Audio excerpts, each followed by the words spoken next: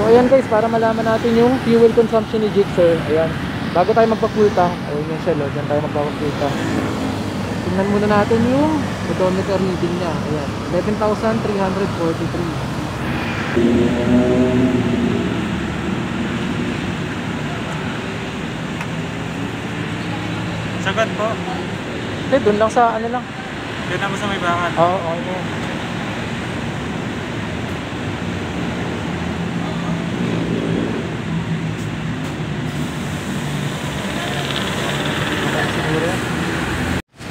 So ayan yung naging ano niya, ano, naging karga, 598 pesos, 9.6 liters, 62.50 per liter dito sa Shell. 2 hours later. Hi guys, so ngayon susukatin natin yung fuel consumption gamit yung ano, full tank method. Yung magpapa full tank ka, tapos pasyal-pasyal ka muna hanggang mabawasan, tapos ipapa full tank mo ulit. Tapos titingnan mo kung ilang kilometro yung kung ilang kilometro yung tinakbo mo, at saka kung ilan yung gasolinang makakarga. Yun. Kasi usually kino-compute ko lang yung fuel consumption ko dun sa indicator. Dito kasi sa Gixxer, ayan o, buksan natin. Ayan o, diba medyo full tank pa, no? Diyan kasi sa Gixxer, kapag ka nasa huling linya na yan, tapos nagbiblink yung parang fuel dispenser, ibig sabihin nun nasa 3 liters pa yung gas mo. Yun, dun ko ano yan dun ko yan binibase. So ngayon full tank method naman. Bale, nung nakaraan nagpa full tank na ako, tapos ayan, tumakbo-takbo tayo ng konti, namasyal tayo kung saan saan. Ayan, tumakbo na ako ng 90 kilometers. So ang in-expect ko nito, nakulangan to ng mga 2 liters kasi around 45 kilometers per liter yung konsumo nito, minsan lagpas pa. Pero malalaman natin yan ngayon gamit yung fuel yung full tank method. So hanap muna tayo ng gasoline station, no, para madagdagan pa yan yung tinakbo natin.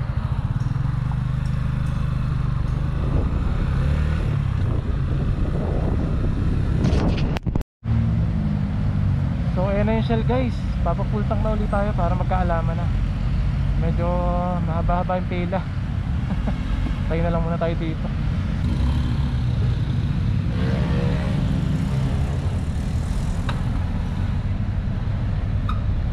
Regular boss, papuno lang, konti pa lang nabawas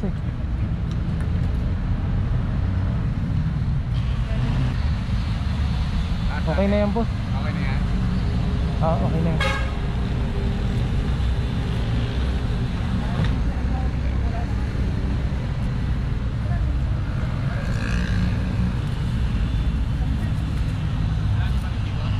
Hindi na kailangan boss.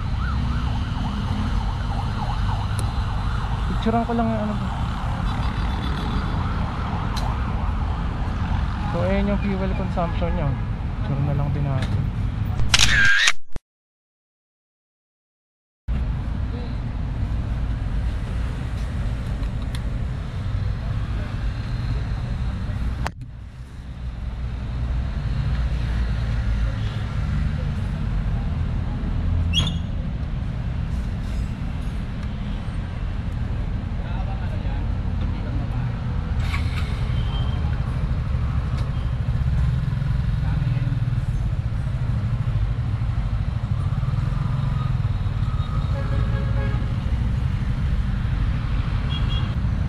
Odometer reading niya ngayon.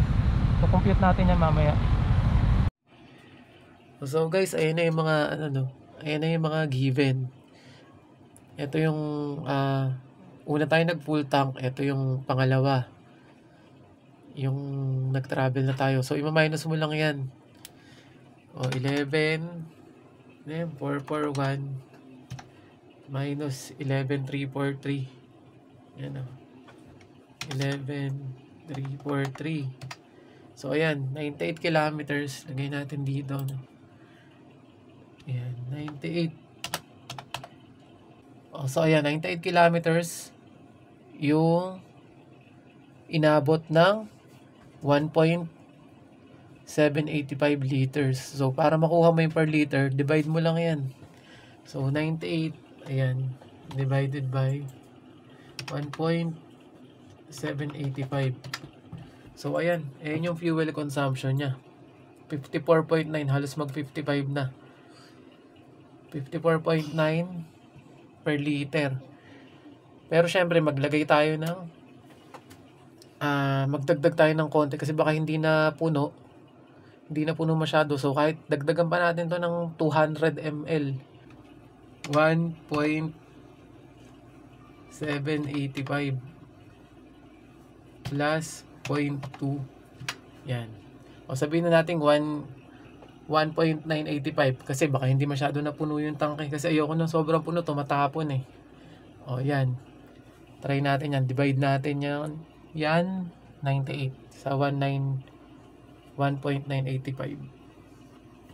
98 divided by 1.985. So ayan pa rin, 49 kilometers per liter. Napaka-conservative na reading na niyan. So 'di ba? Ganun katipid yung Gixxer. Mas magastos pa yung jowa mo.